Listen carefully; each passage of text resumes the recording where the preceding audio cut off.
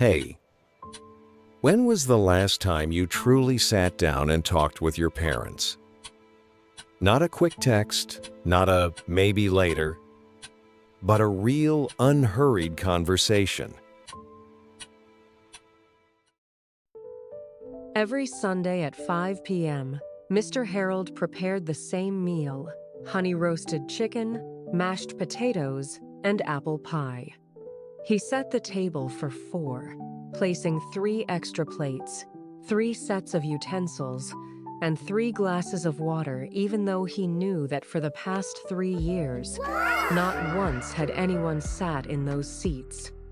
Still, he kept doing it. Not because he expected them to come, but because he couldn't bring himself to accept that they never would. His 3 children, Emily, Jason, and Mark, all had lives that looked perfect by society's standards.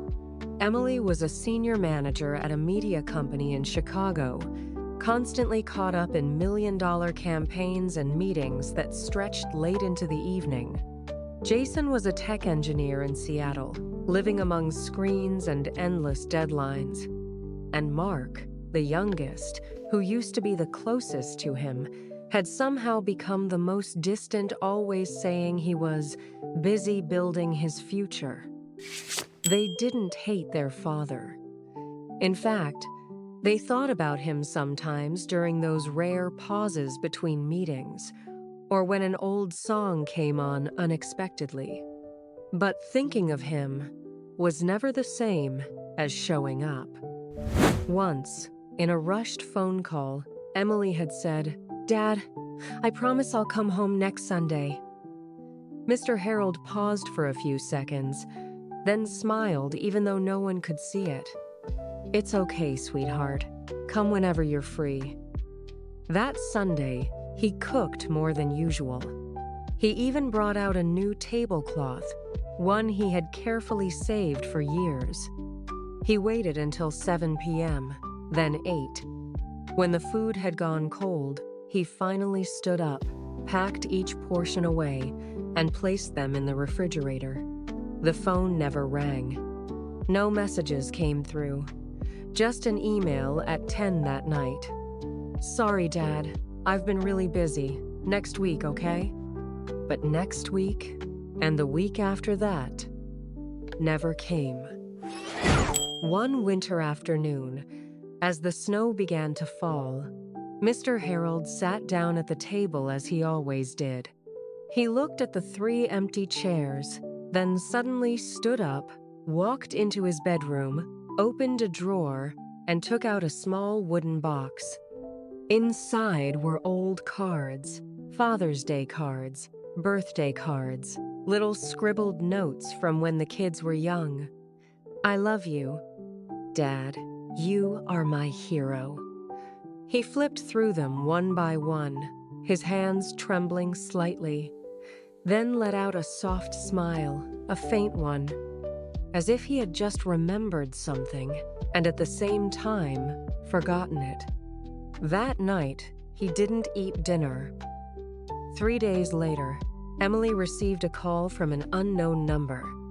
The man on the other end spoke slowly, his voice weighed down with something she couldn't yet name. "I'm your father's neighbor. I think you should come home." She didn't ask anything else. She didn't need to. There was something in his voice that made her heart drop. Jason booked a flight that same night. Mark, however, didn't respond until nearly a full day later. He was in an important meeting.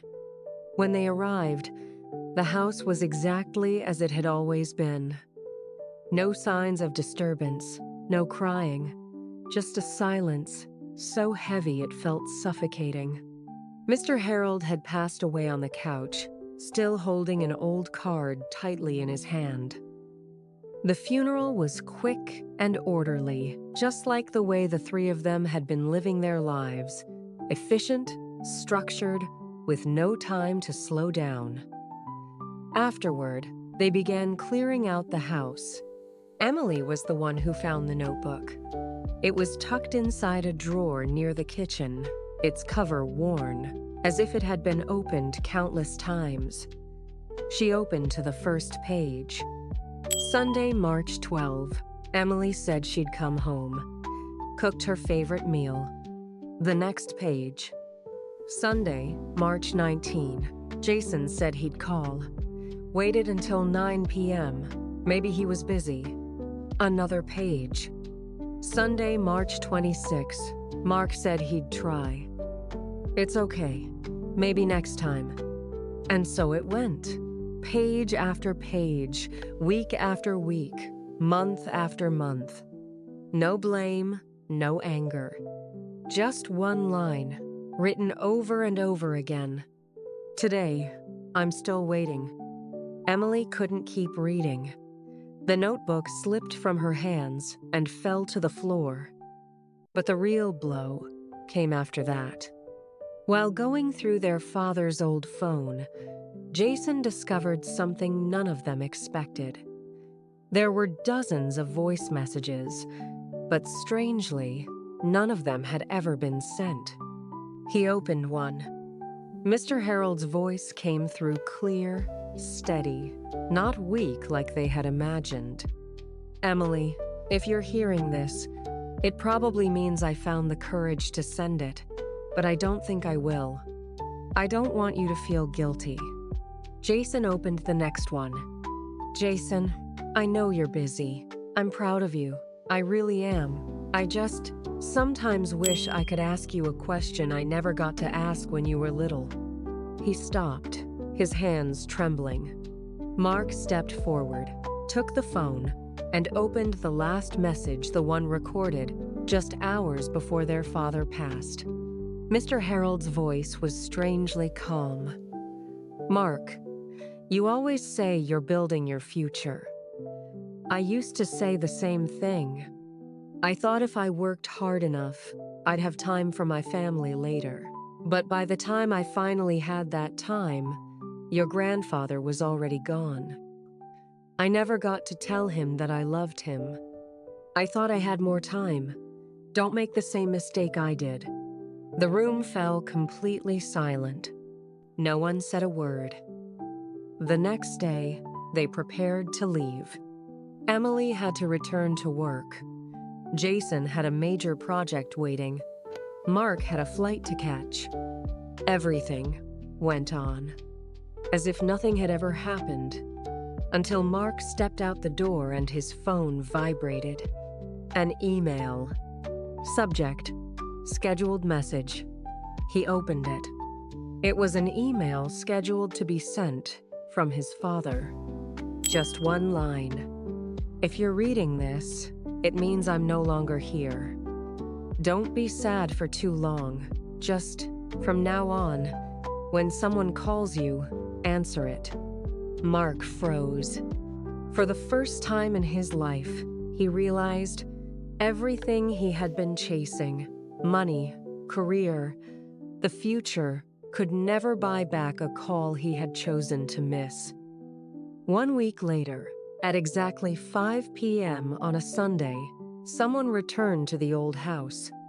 Not one person, but 3. They sat at the table. For the first time, all 3 chairs were no longer empty. No one said much. But one thing was different. When Emily's phone rang with a work call, she silenced it. Jason didn't open his laptop. Mark looked at the chair across from him, the one their father used to sit in, and softly said, "Dad, we're home." Message to the audience.